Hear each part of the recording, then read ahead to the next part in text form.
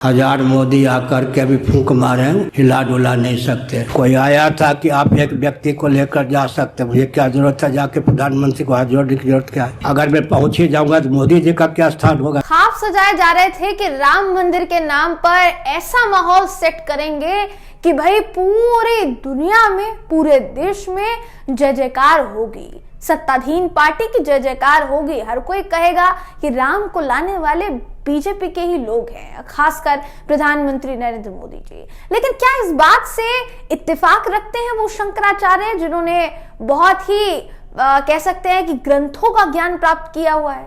बड़े संत कह लीजिए आप, बड़े संत महात्मा कह लीजिए। शंकराचार्य कोई ऐसे ही नहीं बन जाता। बहुत तपस्या, बहुत परिश्रम के बाद, बहुत सारी चीजों का ज्ञान लेने के बाद, ग्रंथों का ज्ञान लेने के बाद, सनातन की परंपराओं का ज्ञान लेने के बाद उसके बाद शंकराचार्य बनते हैं। वो शंकराचार्य कह रहे हैं कि हजार मोदी आ जाएंगे ना तो भी मुझे या इस सनातन से जुड़े लोगों को फूंक कर हटा नहीं पाएंगे, चाहे कितना ही कोशिश क्यों ना कर लें। अब उनके अंदर इतना गुस्सा क्यों है दोस्तों, इस खबर में मैं आपको बताऊंगी। नमस्कार, मेरा नाम है जयंती झा और आप देख रहे हैं टीवी 10 भारत।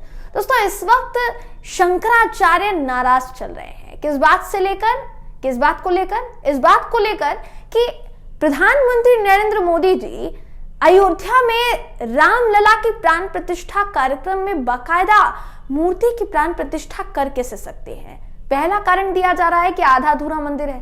आधे अधूरे मंदिर की प्राण प्रतिष्ठा का कार्यक्रम होना या प्राण प्रतिष्ठा की पूजा होना, ये सनातन की रीति रिवाजों के खिलाफ है। तो ये कैसे कर सकते हैं, जबकि ये सरकार तो खुद को सनातन का एकदम कट्टर समर्थक मानती है और पूरी दुनिया में सनातन का इन्होंने परचम लहरा दिया, ये इनका कहना है। बावजूद इसके सनातन विरोधी काम कर रहे हैं, ये शंकराचार्यों का कहना है। इसके अलावा शंकराचार्यों का ये भी कहना है कि प्रधानमंत्री मोदी जी वहां जाएंगे, मूर्ति को स्पर्श करेंगे, तो क्या हम वहां जाकर ताली बजाएंगे?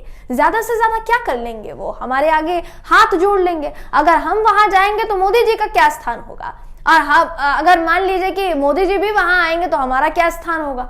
तो ये कहने का जो तात्पर्य है दोस्तों, ये शंकराचार्य, पुरी के शंकराचार्य हैं, उनका ये कहना है।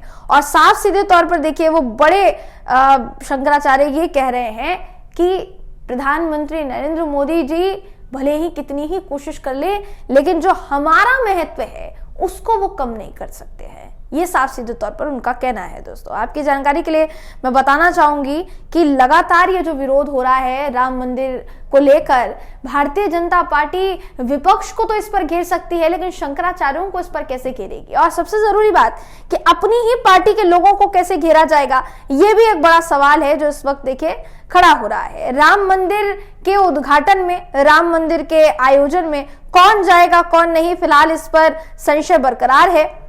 लेकिन बहुत से ऐसे शंकराचार्य हैं, जो 4 शंकराचार्य हैं दोस्तों, और चारों के चारों बताया जा रहा है कि इस वक्त नाराज चल रहे हैं इस पूरी बात से कि आखिर सनातन विरोधी काम क्यों किया जा रहा है। हमारे देश की सरकार को इतनी जल्दी क्या पड़ी है कि भाई वो ये सेट कर रहे हैं एग्जाम्पल कि सनातन में तो परंपराओं को बदला जा सकता है। पुरी के देखिए शंकराचार्य हैं, गोवर्धन मठ के शंकराचार्य निश्चलानंद स्वामी। इन्होंने एक चैनल से कहा कि मेरा हृदय ऐसा नहीं है कि प्राण प्रतिष्ठा कार्यक्रम का निमंत्रण दे तो फूल जाऊं, तो निमंत्रण ना दे तो कुपित हो जाऊं। राम जी शास्त्रों के हिसाब से प्रतिष्ठित हो, ये जरूरी है। अभी प्रतिष्ठा शास्त्रों के हिसाब से नहीं हो रही है, इसलिए मेरा उसमें जाना उचित नहीं है। आमंत्रण आया है कि एक व्यक्ति के साथ आ सकते हैं।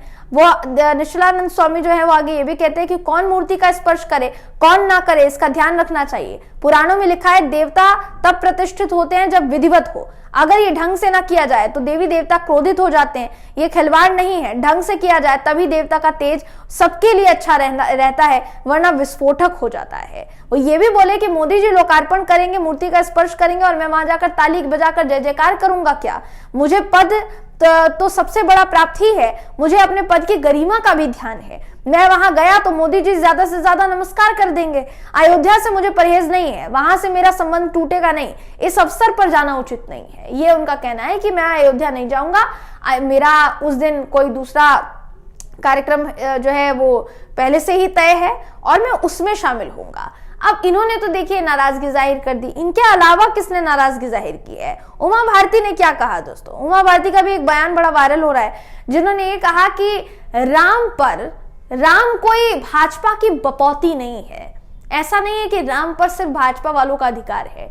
दुनिया भर में जितने भी लोग जो राम को मानने वाले हैं वो अपनी राय दे सकते हैं, अपनी राय रख सकते हैं, और अगर आप उनके राय को स्वीकार करने से पीछे हट रहे हैं तो ये हमारा अहंकार दर्शाता है। तो ये याद रखिएगा कि राम तो चलिए सीधे तौर पर उनका तो कभी अंत नहीं है, लेकिन आदि अनंत है वो, मगर हमारा अंत संभव है। इसलिए कभी भी ऐसी बातें ना करें जो कि धर्म विरोधी हो। तो ये उमा भारती ने कहा, अपनी ही पार्टी के खिलाफ मोर्चा खोल रही है।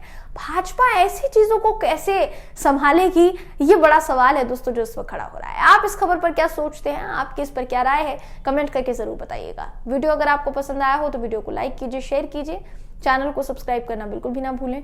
फिर मुलाकात होगी आपसे अगली वीडियो में, तब तक के लिए नमस्कार।